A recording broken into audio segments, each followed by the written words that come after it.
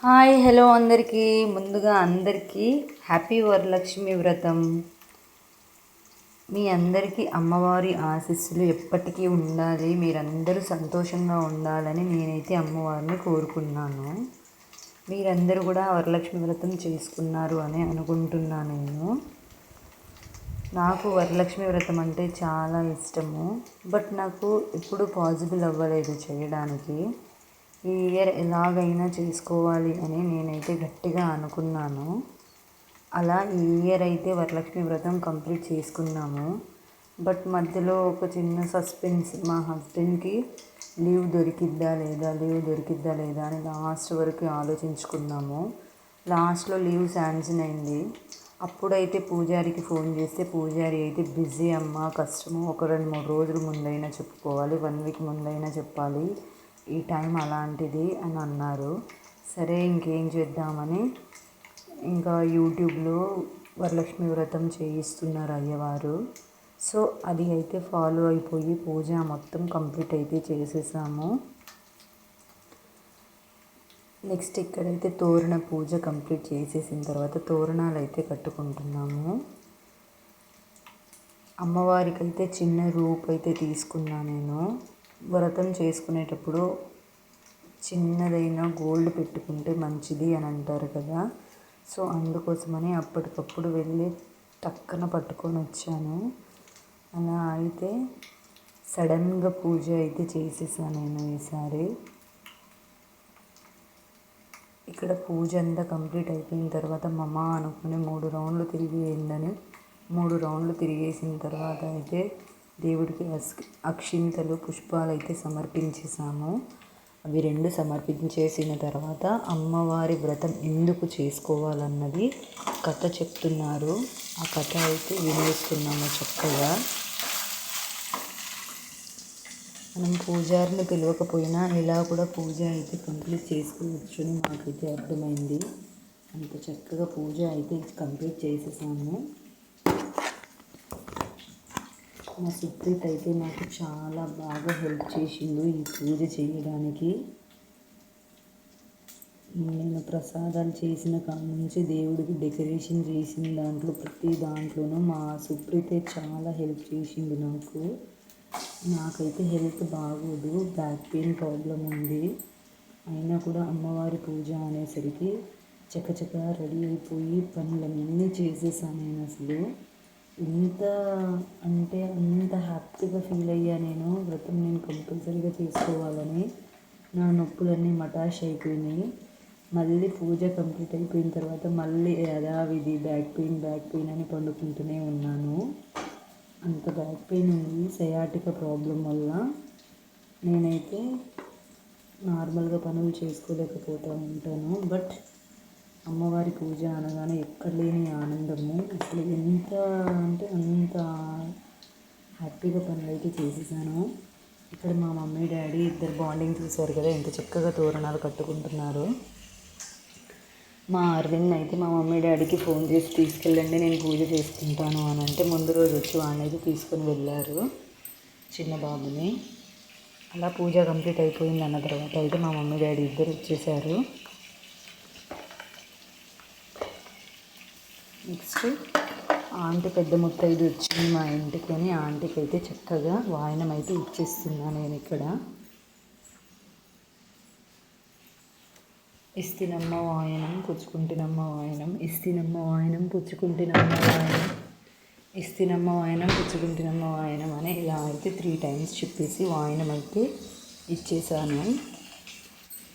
Same అమ్మవారికి కూడా first వాయనం అలా చెప్పే ఇచ్చుకోవాలంట మనము. ఎందుకంటే పుచ్చుకుంటినమ్మ వాయనం మనమే చెప్పుకోవాలంట. అలా మనం చెప్పుకుంటే అమ్మవారు వాయనం తీసుకున్నట్టు. అలా ఫస్ట్ వాయనం అయితే అమ్మవారికి ఇచ్చేసిన తర్వాత ఆంటీ పెద్ద ముత్తైదు అని చెప్పి ఆంటీకి అయితే ఇచ్చేస్తున్నాను. ఈరోజు మన ఇంటికి ఎవరైతే వస్తారో వాళ్ళందరూ మహాలక్ష్మీదేవితో సమానం కాబట్టి నేనైతే అందరికీ మంచిగా బొట్లు పెట్టేసి కాళ్ళకైతే నిండుగా పసుపు రాసేసిన తర్వాత వాయినాలు అయితే ఇచ్చేసాను. నెక్స్ట్ ఇక్కడ మా మమ్మీకి అయితే ఫస్ట్ టైం ఇది వాయినం తీసుకోవడమైనా కానీ వ్రతం చూడడమైనా కానీ మేమైతే ఎప్పుడు చేసుకోము. మా మమ్మీ వాళ్ళకైతే అసలే అలవాటు లేదు. వాళ్ళైతే ఊర్లో ఉంటారు కదా, సో వాళ్ళు ఏంటంటే పండుగ రోజు చక్కగా పొద్దున్నే లేస్తారు, వాకిలి ఊడ్చుకుంటారు, అలుక్కుంటారు, ముగ్గులు వేసుకుంటారు, స్నానం చేసుకొని మంచిగా అమ్మవారికి అయితే పూజ చేసుకుంటారు. కానీ ఇంత వ్రతాలు చేసి ఇంత హంగామా చేయాలి అనేది వాళ్ళకి తెలియదు, చెయ్యరు కూడా. ఎందుకంటే వాళ్ళకి చేలో పనులు ఉంటాయి కదా, సో అందుకోసమని వాళ్ళైతే చేసుకోరు. ఇలా ఒకళ్ళ తర్వాత ఒకళ్ళందరికీ వాయినాలు అయితే ఇచ్చేస్తూ ఉన్నాను నేను.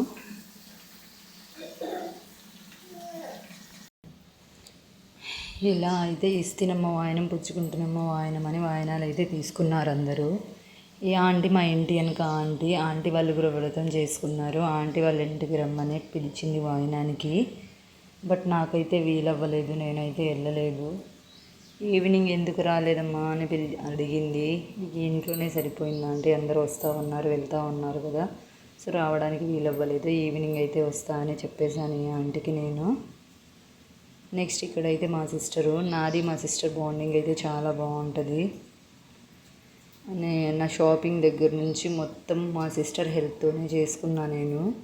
బట్ ఇంట్లో డెకరేషను, పూజ, ప్రసాదాలు ఇవన్నీ నేను చేసుకున్నా. నన్ను రెడీ చేయడము, నా చీర కట్టడము, నాకు జడ వేయడము, నాకు పూలు పెట్టడము అవన్నీ మా సిస్టరే చేస్తారు. నిజం చెప్పాలంటే నాకు అసలు శారీ కట్టుకోవడమే రాదు. నేను ఎప్పుడు శారీ కట్టుకున్నా కూడా మా సిస్టరే కడతారు నాకు శారీ కట్టడంలో నేను అంత పూర్ అనమాట. ఇక్కడైతే మా సిస్టర్ మా సుప్రీట్ని అయితే బెదిరిస్తున్నారు. అరే నా వీడియో మంచిగా రావాలిరా, లేకపోతే నేను కొడతారా అని. అంటే మావాడు మా సిస్టర్ని పూర్తిగా చూపించిండు ఏం చేసాము, వాయనం ఎలా ఇచ్చామన్నది. ఇక్కడైతే ఇస్తినమ్మ వాయనం, పుచ్చుకుంటున్నమ్మ వాయనం అని తీసుకున్న తర్వాత మా ఇంటికి ఎవరు వచ్చారంటే లక్ష్మీదేవి, పార్వతి వచ్చారు అని చెప్పారు మా సిస్టరు. ఇలా ప్రతిసారి నేనైతే వ్రతం చేసుకోవాలనుకుంటా. బట్ మేమైతే మా సార్కి ట్రాన్స్ఫర్ అయ్యి వేరే వేరే ఊర్లలో ఉంటాను. అక్కడ నాకు వ్రతం చేసుకోవాలంటే వీలవ్వదు. చిన్న పిల్లలు కదా, పిల్లల్ని చూసే వాళ్ళు ఎవరు ఉండరు. మళ్ళీ ఎన్ని ప్రసాదాలు చేసుకోవాలి, ఇంతసేపు పూజ, వాయనము, అలా అంతా అన్నీ ఉంటాయి కదా. సో అందుకోసమని మేమైతే ఈసారి మా మా వాళ్ళందరికీ, మా రిలేటివ్స్కి దగ్గరలో ఉన్నా కదా అని నేనైతే కంపల్సరీగా చేసుకోవాలి అని నేనైతే వ్రతం చేసుకున్నాను. మళ్ళీ నెక్స్ట్ ఇయర్ ఎక్కడ ఉంటామో ఏమో, మళ్ళీ చేస్తానో లేదో కూడా తెలియదు అని నాకైతే నచ్చిన విధంగా నాకున్న స్తోమతను తగ్గట్టుగా నేనైతే చేసుకున్నాను. ఇలా అందరూ కలిసి ఒకేసారి దీవించారు. అలా అందరూ దీవిస్తే ఎంత హ్యాపీగా అనిపిస్తుందో కదా, అంత సంతోషంగా అనిపించింది నాకు. అందరి ఆశీస్సులు తీసుకోవాలంటే అదృష్టం ఉండాలి మనకి.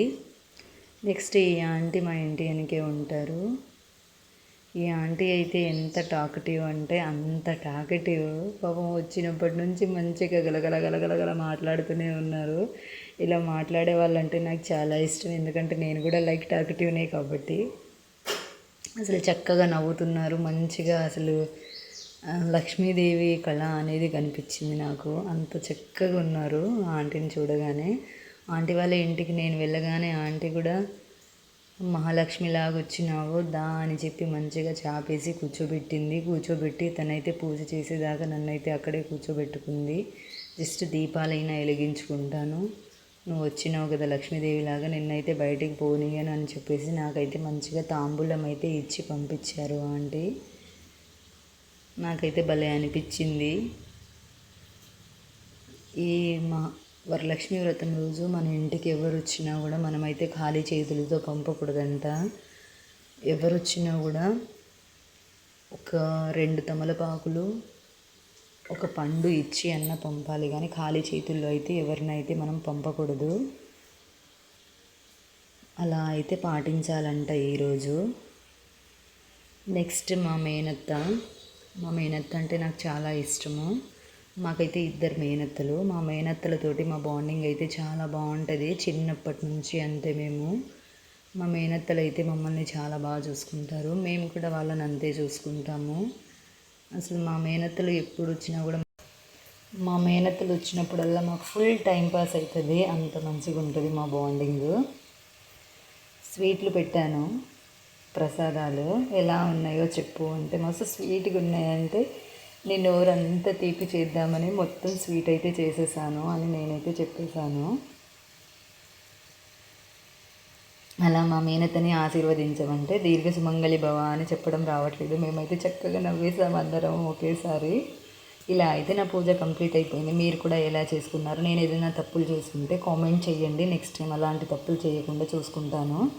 లాస్ట్కు మా హస్బెండ్ తోటి ఆశీర్వాదం తీసుకున్నాను. మా హస్బెండ్ అయితే నాకు ఆశీర్వదించడం ఏమో కానీ ఫోటోకి ఎక్కువ ఫోజ్ ఇస్తున్నారు. Please like, share, subscribe my channel. Thank you.